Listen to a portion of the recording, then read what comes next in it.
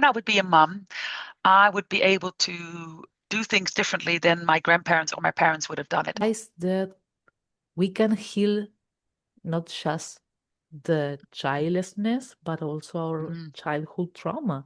And every change, I believe, comes with a sense of loss. Welcome to part one of this conversation. I'm so glad you're here. Let's get started. Welcome to a new episode. I'm with Karin Enfield-de Vries, if I pronounce it correctly. She's a grief and loss therapist and counselor, also work as a coach and change management consultant. Karin is the founder of Pure Transformation and has also started Sacred Woman Retreats, which is a collaboration with other childless therapists to support childless women by offering retreats. How are you, Karin? Mm. Oh, thank you. What a lovely, lovely introduction, Laura. Thank you so much. I am well. Thank you very much. How are you? I'm well, finally. Thank you so much for having me here. Yeah, I'm sorry I had to reschedule so much, but I'm grateful that you were kind enough to have patience Mm. and we are here now. Yay. Tell me a little bit about Pure Transformation, the Sacred Woman Retreat. Yeah, sure. Pure Transformations is the name of my practice. I'm self-employed, so that's what I've named my business. And Pure Transformations comes from it's an pure is an came from my name. Karen comes from Katarina, which in Greek mythology means the pure one. I So didn't know that. How I thought it was interesting. nice to have that in my business name. And transformations is because I believe that life, grief, changes in life, unfulfilled dreams, loss of hope, loss of dreams.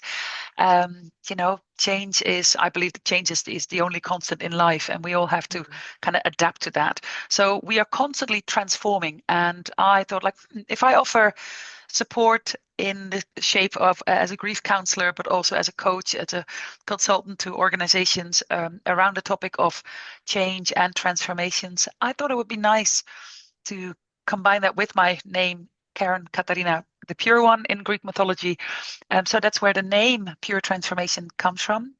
And what I do is I kind of mentioned it already. And you did so too. I work as a grief and loss therapist and a coach focusing on supporting women who are childless, not by choice or by circumstance, through their journey of grief, of loss, of finding ways to reconnect with their inner self, but also learning how to actually acknowledge that loss and that grief in a way that it becomes a gentler part of who we are as childless women, Yeah. rather than that we keep kind of feeding in or buying into the taboo and the stigmatizations that we have in society around us. I did that for a long time when I first became childless, and so I wanted to do something to help others to have an easier experience of that journey when your child is not by choice or by circumstance. And the other part of what I do is consultancy and change management, is where I support organizations and businesses with also dealing with change in the workplace. And what I've discovered over the last 4 years, since I'm doing this as a self-employed person, is that there are many parallels between dealing with change and dealing with grief. Yeah. Because every change asks us, whether it's a change in the workplace, or you want to change a habit, you want to go to the gym more, or you want to start eating more healthy. It means you have to let go of what you've been doing Yeah. so far, and that you have to adapt or learn a new skill, or create a new pattern, a behavioral pattern. So to make that change. So that again means that you have to let go of something before you can start embracing that new pattern or that new way of working, that new behavior. Um, and also in the workplace, there is that, well, it's the grief might not be as profound, but it's still a sense of loss. Yeah. And I love that I'm able to combine my years of experience in the corporate world, over 20 years of experience, and then also um, um, Your going back to childlessness. school. Yeah, going back to school in 2019 to become a grief counselor, to combine that with also my lived experience of being childless, not by choice, for 13 and a half years now. God, it's, I feel old. But You yeah, know, that's what I do. a few episodes ago, I was talking with Carrie Hoskins from Mm, Blooming with Care, and we talk about this. There are a lot of griefs that are unfranchised, like changing a job, changing a mm, home, losing a friend. Not losing in the sense of they died, but losing yeah, a friendship that ends. yeah. So, yeah, I completely agree with you. There are so many mini griefs that are not Mm, as profound, but we usually don't look at them, and healing them makes life easier yeah. because you are attending to that wound. It's like, oh, this is painful. Changing is painful.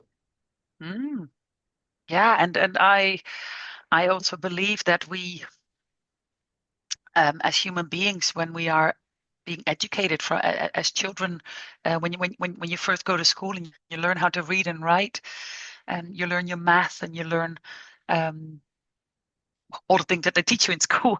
Um, but we are not taught how to deal with emotions, and especially how to deal with big emotions like that sense of loss. Yeah.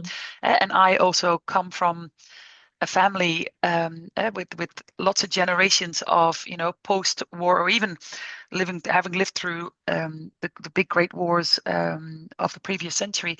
Um, my parents, but also my grandparents, they were of a generation of, chin up, you know, Yeah. straighten your shoulders, let's keep going because we need to rebuild stuff, we need to keep going. But there was so much loss Yeah. in my family of origin alone in those big wars. But it wasn't talked about. We didn't mention it. That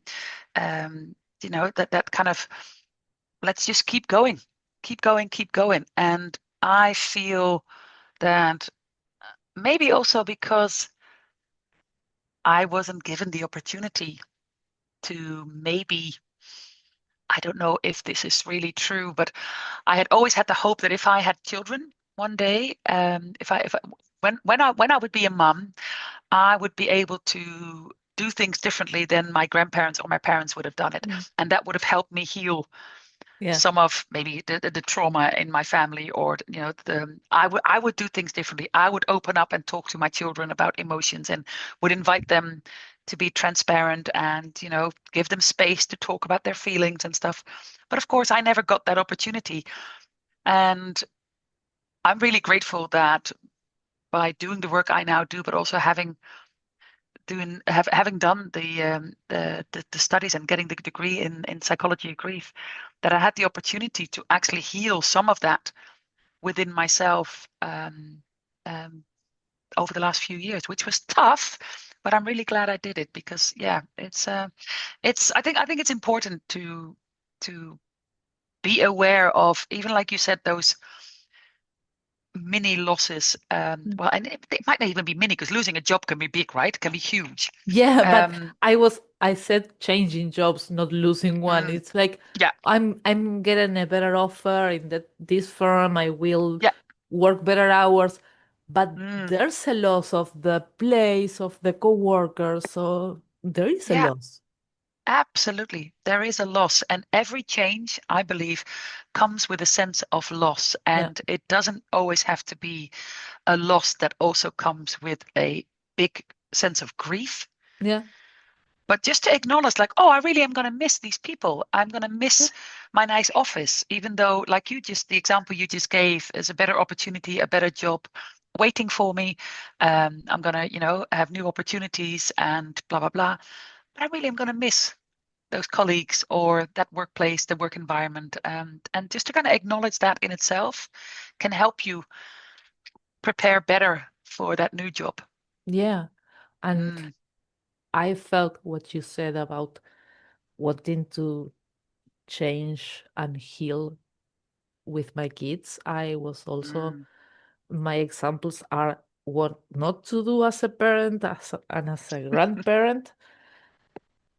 And like I'm also happy to I became a coach and I started healing myself. And now I help mm, others with my coaching, my membership, this podcast to realize that we can heal not just the childlessness, but also our mm, childhood trauma.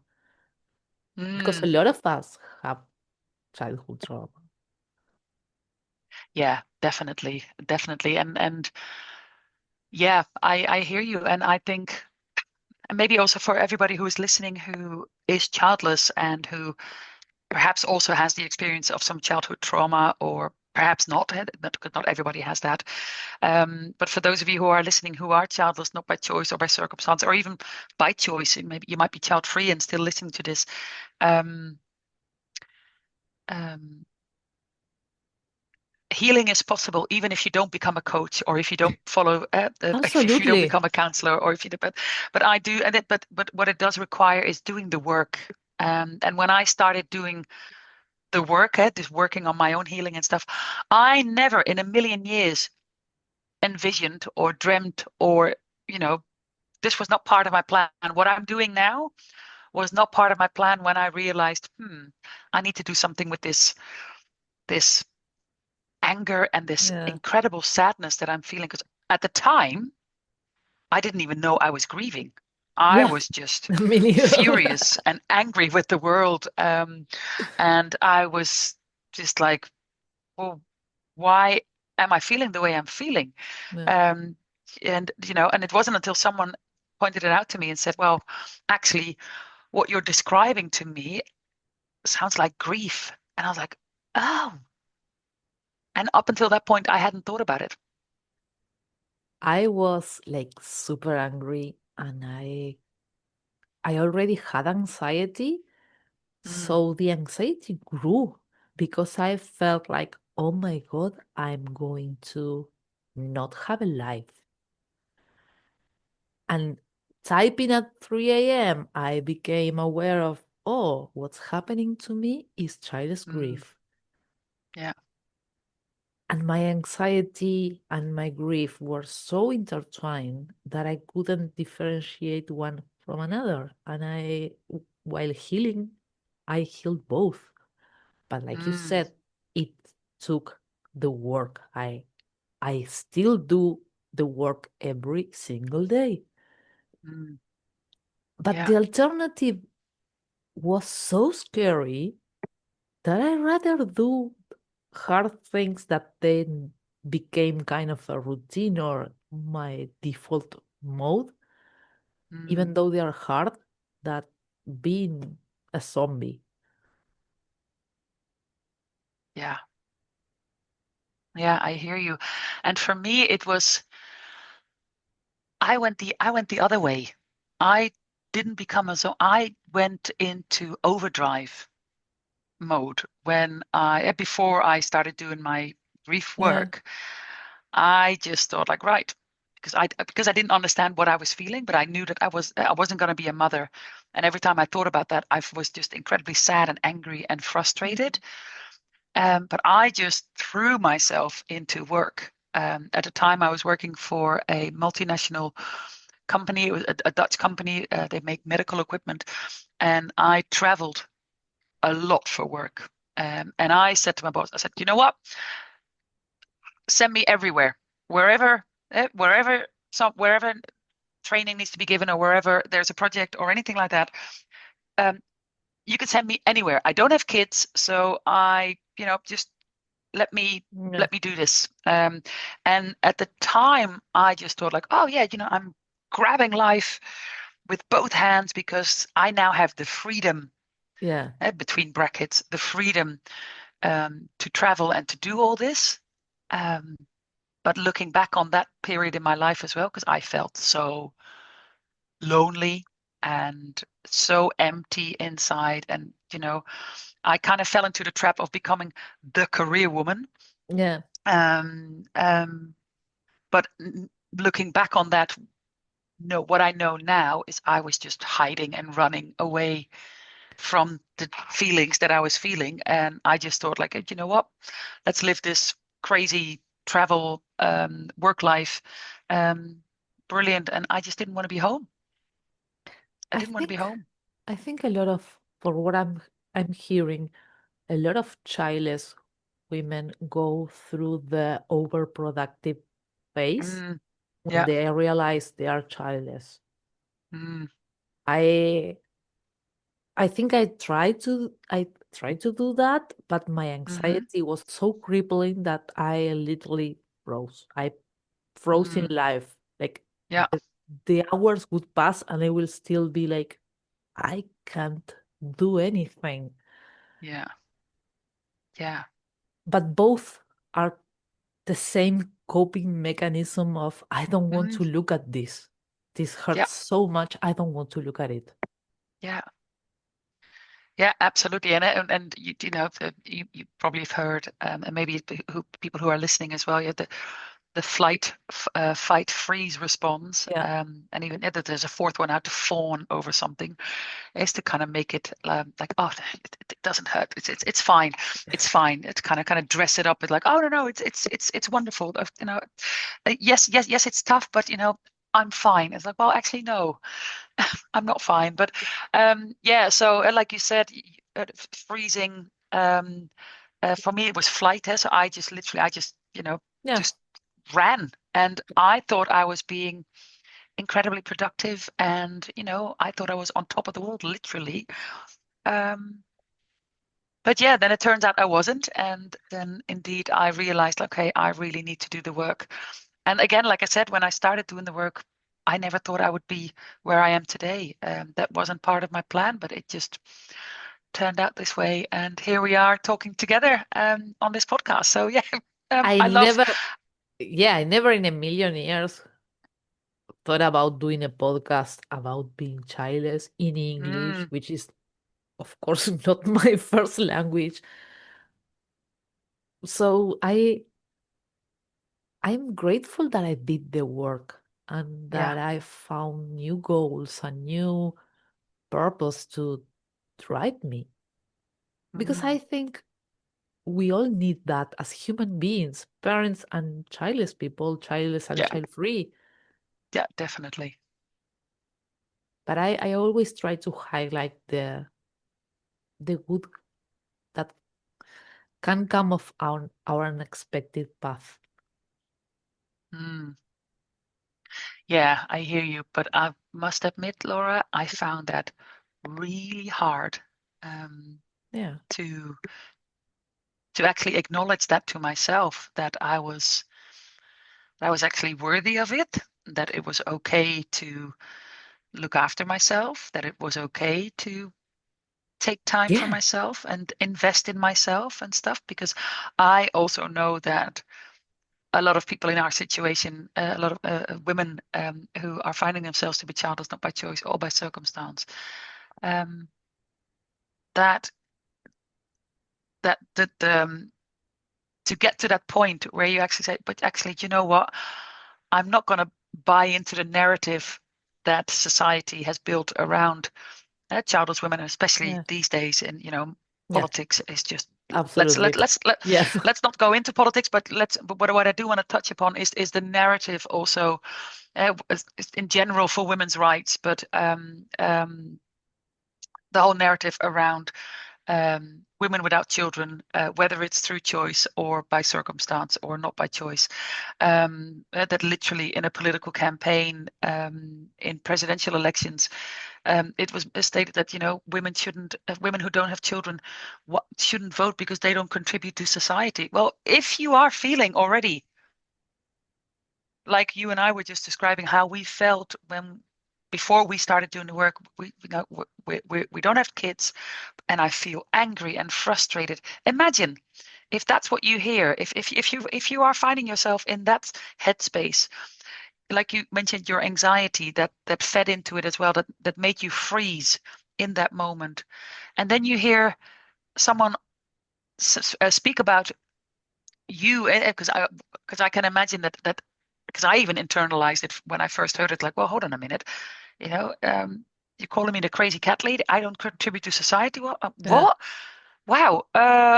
Okay, so it took me a moment, but I can imagine that if you are still in the, or as I call it, the more troubled waters of your childlessness, and you're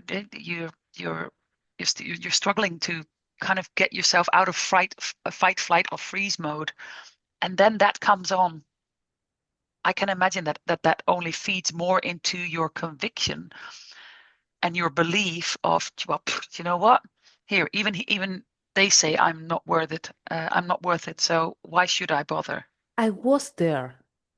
I was there. Mm, I received those messages. That's why I thought my life was over. yeah. Oh, But but it also anger crept through the freeze state, mm, and anger is not a bad emotion. It no. can serve as a motor, as a, so it was Mm, like, you know what? I'm going to prove them wrong. And mm, now I don't care if they believe I'm happy and I have a fulfilled life, but it gave me the place to grab on to something like I'm going to prove them wrong.